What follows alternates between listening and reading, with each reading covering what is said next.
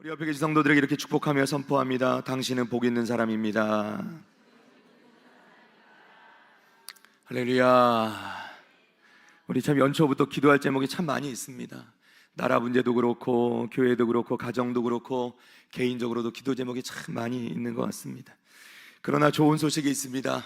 바로 하나님께서 여러분이 기도할 때에 여러분을 돕고 싶어 하신다는 것입니다. 할렐루야. 전능하신 하나님께서 여러분을 도와주실 것입니다. 이보다 더 좋은 소식이 어디 있겠습니까? 마태복음 18장 18절 19절 말씀 보니까 진실로 너희에게 이르노니 무엇이든지 너희가 땅에서 매면 하늘에서도 매일 것이요 무엇이든지 땅에서 풀면 하늘에서도 풀리리라. 진실로 다시 너희에게 이르노니 너희 중에 두 사람이 땅에서 합심하여 무엇이든지 구하면 하늘에 계신 내 아버지께서 그들을 위하여 이루게 하시리라. 아멘. 할렐루야. 사랑하는 여러분, 여러분이 올 한해 기도하실 때 터졌던 문제들은 메어지고 막아지고 싸매지고 치료되고 회복되고 묶였던 문제들은 풀리는 해결되는 놀라운 은혜가 있게 될 줄로 믿습니다. 여러분이 구하는 모든 기도의 제목들 하나님께서 이루게 하시는 것을 경험하시는 복된 성도들 되시기를 바랍니다. 자, 그런데 우리가 이 오늘 말씀을 통해서 우리가 살펴봐야 되는 것이 있는데요, 이런 하나님의 도우심, 하나님의 응답을 받기 위해서 우리가 할 일이, 내가 해야 될 일이 있다는 겁니다. 그게 뭔지 우리 함께 살펴보면서 은혜를 나누고자 합니다. 첫째로 우리가 가장 먼저 해야 될 일은 하나님께 도움을 구하는 것입니다. 우리 오늘 본문 말씀의 1절 말씀을 다 같이 다시 한번 읽어봅니다. 시작. 선지자의 제자들의 아내 중에 한 여인이 엘리사에게 부르짖어 이르되 당신의 종 나의 남편이 이미 죽었는데 당신의 종이 여호와를 경외한 줄은 당신이 아시는 바니이다. 이제 빚준 사람이 와서 나의 두 아이를 데려가 그의 종을 삼고자 하나이다 하니. 아멘. 한 여인이 엘리사 선지자에게 나옵니다. 이 여인은 지금 어찌할 수 없는 큰 문제를 가지고 있습니다. 여인의 남편이 얼마 전 이 죽음을 당했는데 이 사람은 엘리사 선지자의 제자들 중 하나였다라고 말씀하고 있습니다. 어떤 이유에서 죽게 되었는지는 나오지 않습니다. 그러나 분명한 것은 이 아내가 보기에 이 남편은 여호와께서 보시기에, 그리고 이 선지자가 보기에도 하나님을 경외하는 사람이었던 것을 이 여인이 증명하고 있습니다. 그런데 이 여인의 남편이 어려움이 있었는데요, 아마도 큰 빚을 지고 있었던 것으로 보입니다. 남편이 죽게 되자 이 빚을 주었던 사람이 찾아옵니다. 그래서 다른 것을 가져갈 것이 없으니 이 여인의 두 아들을 종으로 데려가겠다고 지금 위협하고 있는 상황입니다. 사실 이 여인에게 이것은 큰 위협이죠. 남편이 죽고 없는 이 상황에서 두 아들은 그야말로 이 여인에게 생명줄이자 유일한 소망이었기 때문입니다. 이 여인의 고통은 말로 할 수 없는 것이었습니다. 두려움도 말로 할 수 없는 것이었죠. 남편이 죽은 지 얼마 되지 않았는데 그 사랑하는 사람을 잃은 고통으로 그녀의 마음은 이미 너무나도 괴롭고 외로운 마음이었을 것입니다. 그런데 이런 정서적인 고통에 재정적인 고통이 더해진 겁니다. 누구도 이 여인을 구제해 줄 방법이 없습니다. 그리고 이제 사랑하는 두 아들마저 무자비하게 종으로 빼앗겨야 되는 이 상황, 그야말로 절망 그 자체였다는 것이죠. 이 여인의 고통은 2배, 3배 더한 것이었다는 것입니다. 그리고 이 상황 가운데 이 여인의 선택은 무엇이었냐면 하나님의 선지자에게 나아가는 것이었습니다. 하나님의 선지자에게 나아가 하나님의 도움을 요청하는 것이었습니다. 여러분, 당시 선지자가 돈이 많은 사람은 아니었습니다. 많은 재물을 가진 사람이 아니었습니다. 그러나 이 여인의 입장에서 간청할 곳이라고는 이 선지자밖에 없었다는 것이죠. 그러나 한편으로 이것은 이 여인에게 있어서 가장 탁월한 선택이 된 줄로 믿으시기를 바랍니다. 이것이 가장 탁월한 선택이었다는 거예요. 사랑하는 여러분, 우리가 해야 될 일은 우리가 어려움 당했을 때, 우리에게 문제가 있을 때, 우리의 문제가 터지고 우리의 문제가 묶여서 풀리지 않을 때 우리가 가장 먼저 해야 될 일은 하나님께 도움을 구하는 것이라는 거예요. 아무에게나 구하는 것이 아닙니다. 하나님께 구해야 돼요. 이 여인은 선지자를 찾아왔습니다. 그러나 결국은 하나님을 찾아온 것이었어요. 예레미야 33장 3절, 우리가 정말 귀가 닳도록 듣는 말씀, 우리 다 같이 다시 한번 읽어봅니다. 시작. 너는 내게 부르짖으라. 내가 내게 응답하겠고 네가 알지 못하는 크고 은밀한 일을 내게 보이리라. 아멘. 할렐루야. 얼마나 은혜로운 말씀이에요. 여러분, 다윗 왕이 자신의 통치 후반기에, 그 훌륭한 다윗 왕이 자신의 통치 후반기에 자신의 아들 압살롬이 반역을 하게 되죠. 그래서 왕의 자리를 빼앗기고 멀리 쫓겨나 도망할 수밖에 없는 처지에 놓이게 되었습니다. 그런데 그때 다윗이 하나님께 올려드린 시가 있는데 바로 시편 3편 말씀입니다. 우리 제가 한번 읽어드리겠습니다. 여호와여, 나의 대적이 어찌 그리 많은지요. 일어나 나를 치는 자가 많으니이다. 많은 사람이 나를 대적하여 말하기를 그는 하나님께 구원을 받지 못한다 하나이다. 셀라. 여호와여, 주는 나의 방패시요 나의 영광이시요 나의 머리를 드시는 자이시니이다. 내가 나의 목소리로 여호와께 부르짖으니 그의 성산에서 응답하시는도다. 셀라. 내가 누워 자고 깨었으니 여호와께서 나를 붙드심이로다. 천만인이 나를 에워싸 진친다 하여도 나는 두려워하지 아니하리이다. 여호와여, 일어나소서. 나의 하나님이여, 나를 구원하소서. 주께서 나의 모든 원수의 뺨을 치시며 악인의 이를 꺾으셨나이다. 우리 8절 말씀은 함께 읽습니다. 시작. 구원은 여호와께 있사오니 주의 복을 주의 백성에게 내리소서. 셀라. 아멘. 할렐루야. 사랑하는 여러분, 하나님께서는 다윗의 부르짖음을 들으시고 응답하신 줄 믿습니다. 하나님께서는 다윗을 도와주셨습니다. 사랑하는 여러분, 하나님께서는 당신의 자녀를 가장 적절한 때, 가장 좋은 방법으로 도와주시는 분이십니다. 우리는 도움이 필요할 때마다 하나님께 도움을 요청해야 한다는 것입니다. 왜냐하면 하나님께서 우리를 도와주고 싶어 하시기 때문이에요. 우리가 도움을 구하면 하나님께서는 우리를 기뻐하심으로 도와주신다는 것이죠. 마태복음 7장 7절, 구하라 그리하면 너희에게 주실 것이라. 그렇죠? 하나님 끊임없이 우리에게 구하라 말씀하세요. 내가 너희를 돕고 싶다. 너희는 내게 구하라. 그러면 내가 너를 도와줄 것이다. 이게 하나님 말씀이라는 거죠. 올 한해 우리가 해야 될 것은 무엇입니까? 하나님께 도움을 구하는 것입니다. 하나님께 날마다 기도하는 것입니다. 우리가 구하고 기도할 때 하나님께서 우리를 들으시고 하나님께서 응답해 주시고 가장 좋은 때에 하나님께서 가장 좋은 방법으로 우리를 도와주실 것을 믿으시기를 바랍니다. 우리가 해야 될 일은 하나님께서 우리를 가장 좋은 것으로 도와주실 수 있도록 하나님께 나아가 구하는 것입니다. 두 번째는 바로 이것입니다. 하나님께서 우리를 가장 좋은 방법으로 도우실 수 있도록 순종하라는 것입니다. 자, 2절부터 4절까지 우리 본문의 말씀인데요, 우리 다 같이 한 목소리로 천천히 읽어보겠습니다. 시작. 엘리사가 그에게 이르되 내가 너를 위하여 어떻게 하랴? 내 집에 무엇이 있는지 내게 말하라. 그가 이르되 계집종의 집에 기름 한 그릇 외에는 아무것도 없나이다 하니 이르되 너는 밖에 나가서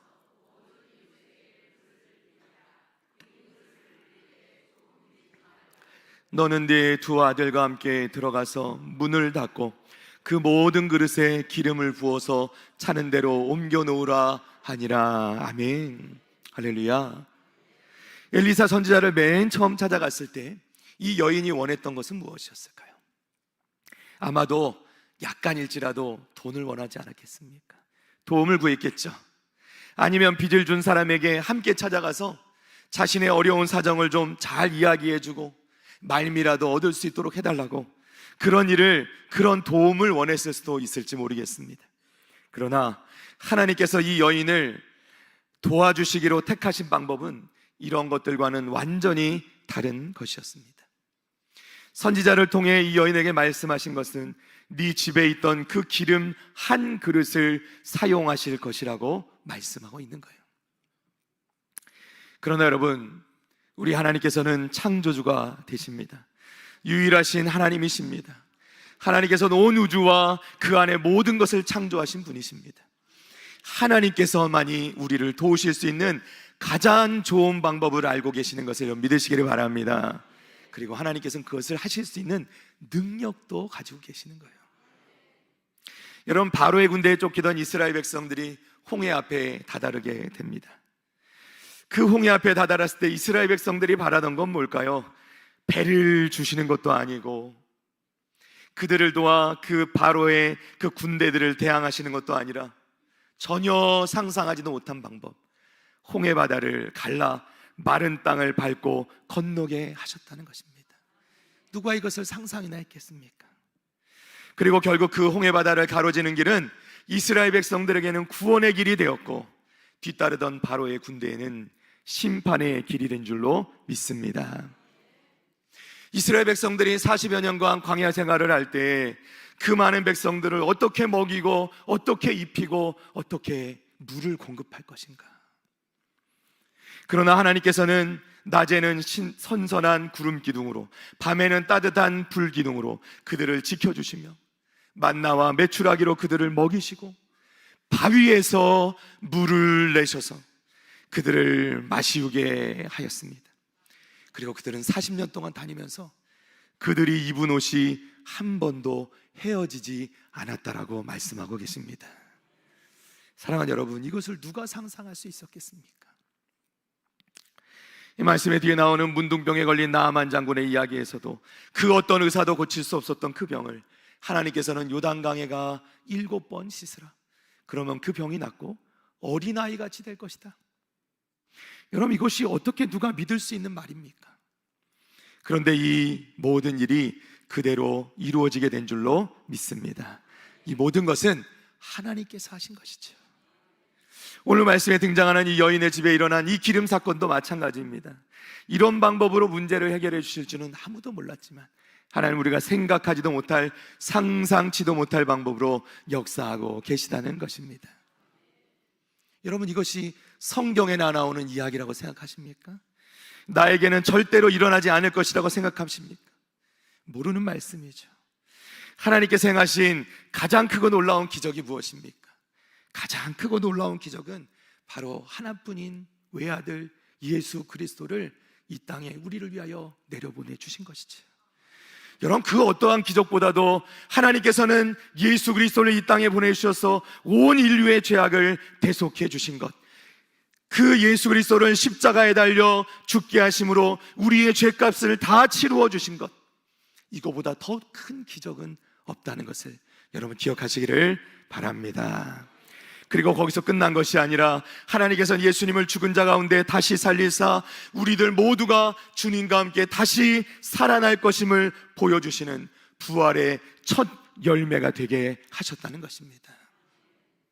이것은 다른 사람들이 아니라 바로 여러분을 위해서 하나님께서 행하신 가장 큰 기적임을 믿으시기를 바랍니다. 다른 기적은 언제든 일어날 수 있는 것입니다. 사랑하는 여러분, 지금도 하나님은 살아계십니다. 지금도 하나님은 일하고 계십니다. 그래서 하나님의 기적은 지금도 일어나고 있습니다.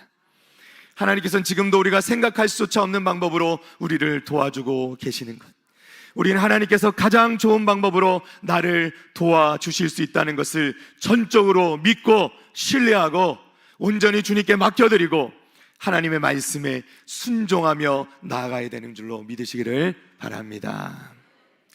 마지막 세 번째로, 하나님의 도우심을 받기 위해서 우리가 해야 될 일은, 내가 해야 될 일은 바로 하나님을 제한하지 않고 순종하는 것입니다.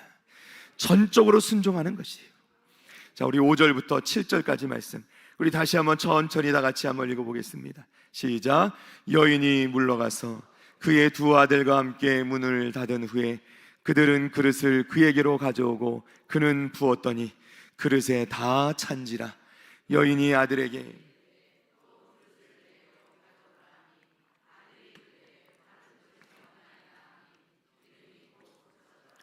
그 여인이 하나님의 사람에게 나아가서 말하니 그가 이르되 너는 가서 기름을 팔아 빚을 갚고 남은 것으로 너와 내 두 아들이 생활하라 하였더라. 아멘. 할렐루야. 놀라운 기적이 일어납니다.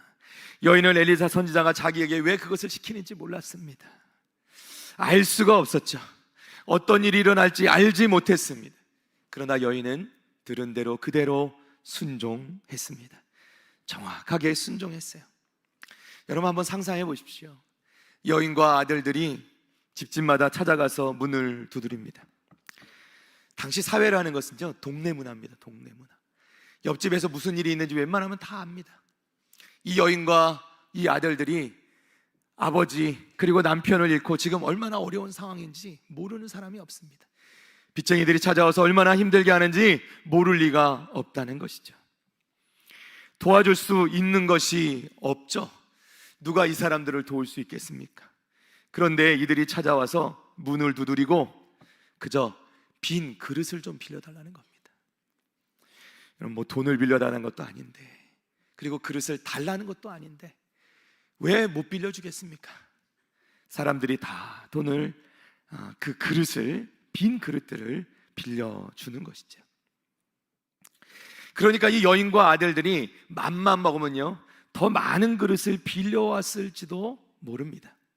근데 이들은 정확하게 하나님께서 하시려는 일을 알지 못했어요.